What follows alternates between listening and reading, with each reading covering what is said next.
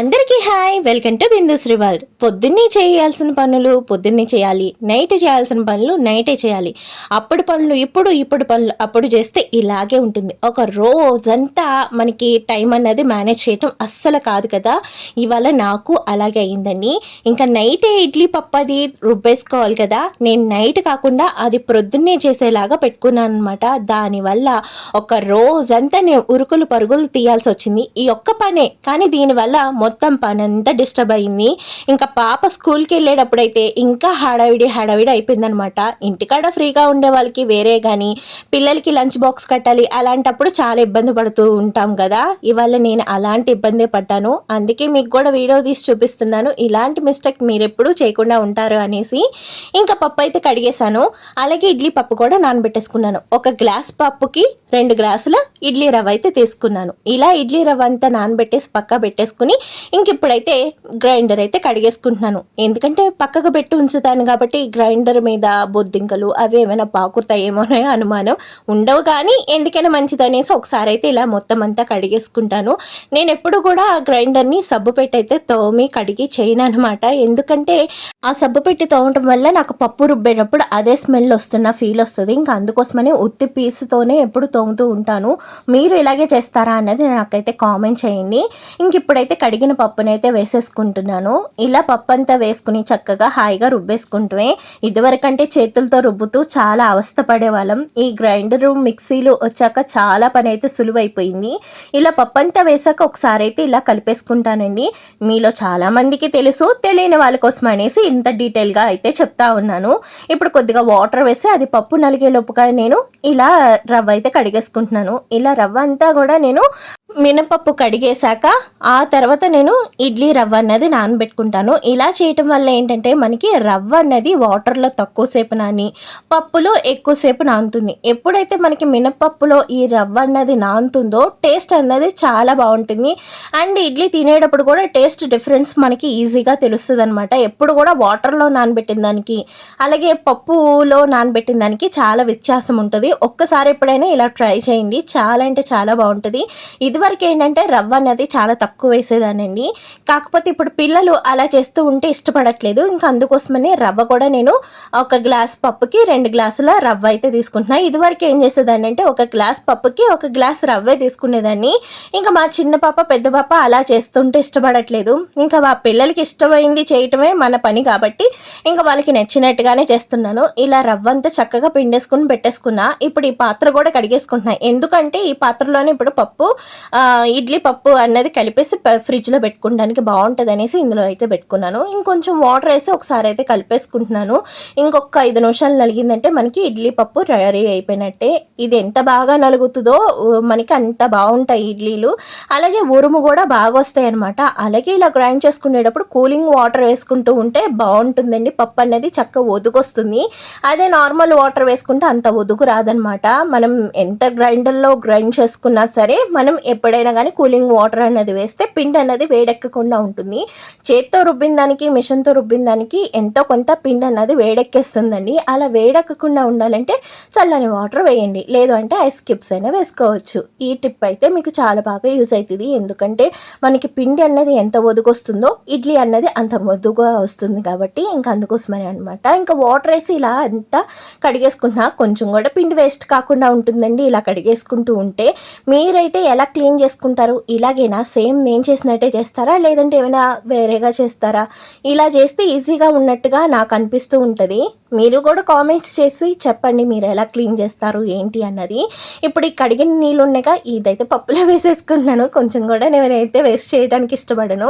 ఇప్పుడు ఈ రవ్వ అంతా వేసేసుకుని ఒకసారి అయితే కలిపేసుకుంటున్నాను. మొత్తం అంతా మనం పిండి అన్నది కలిపేసుకున్నాం అనుకోండి.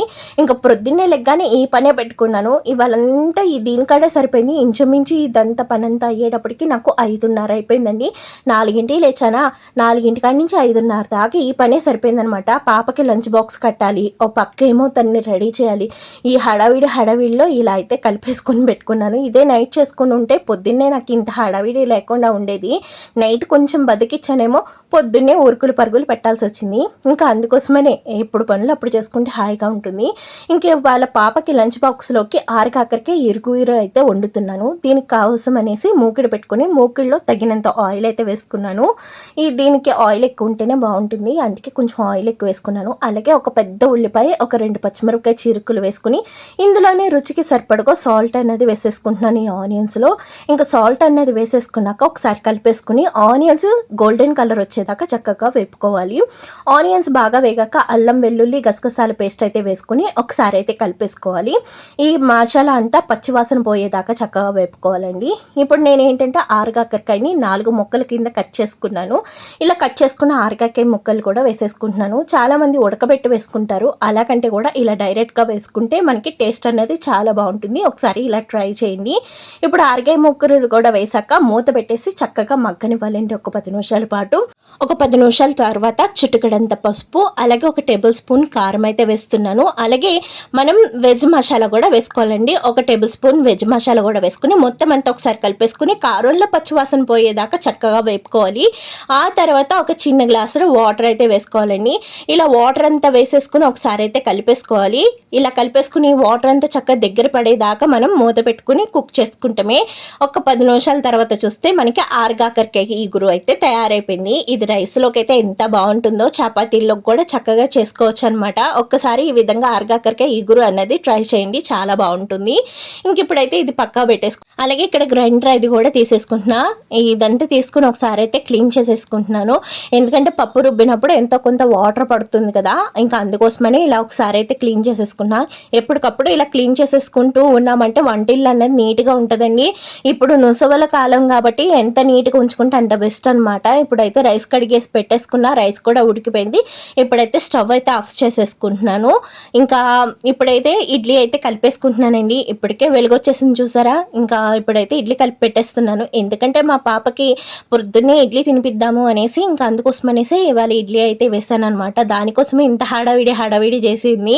ఇంక ఇప్పుడైతే ఇడ్లీ పిండిలో కొద్దిగా ఉప్పు వేసి కొద్దిగా వాటర్ వేసి తగినంత పలచగా కలిపేసుకున్నాను. ఇప్పుడైతే ఇడ్లీలన్నిటిని కూడా పెట్టేసుకుంటున్నాను. ఇంక ఇప్పుడు ఇందులో ఆయిల్ అయితే ఒక్కోసారి రాస్తూ ఉంటాను, ఒక్కోసారి అయితే రాయనండి.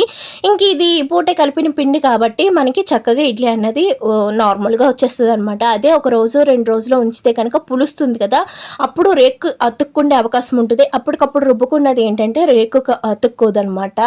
ఇంకా అందుకోసం అనేసి ఇలాగా నూనె రాయకుండానే పెట్టేశాను, కొంచెం టైం సేవ్ అవుతుంది కదా అనేసి. ఇంక ఇప్పుడైతే ఇడ్లీ పాత్రని పొయ్యి మీద పెట్టేసుకున్నాను.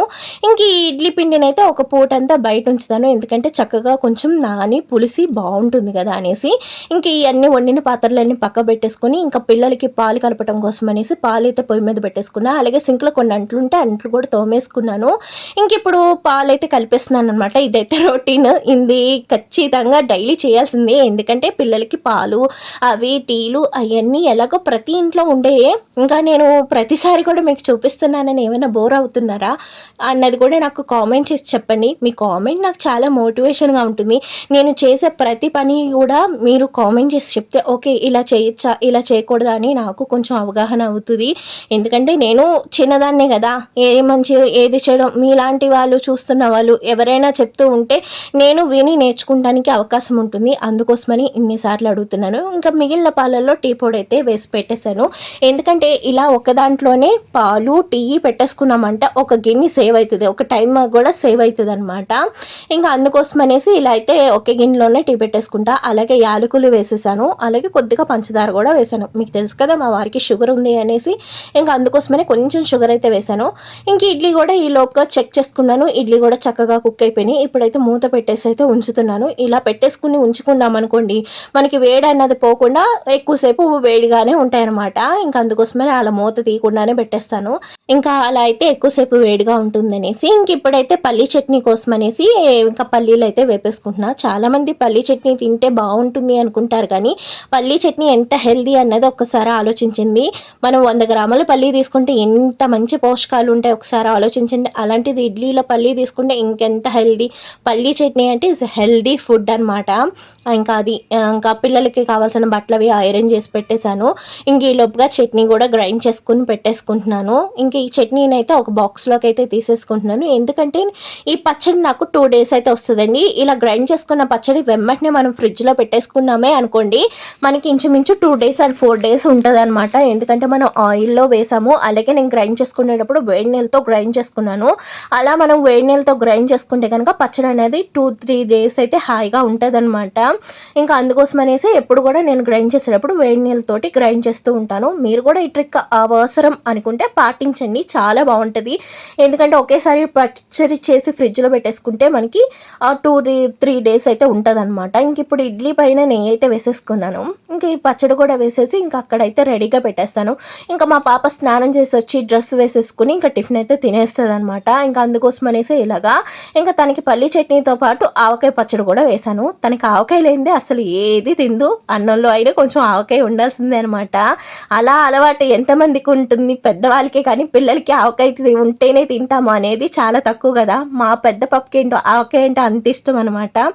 ఇంక ఇప్పుడైతే ఇడ్లీ అయితే పెట్టేశాను కదా, ఇంకా రైస్ కూడా దానికి కలిపేసి ఇంకా లంచ్ బాక్స్ అయితే పెట్టేస్తున్నా. ఒక బాక్సే పెడుతున్నా, 2 బాక్స్ పెట్టేదాన్ని ఇది వరకు.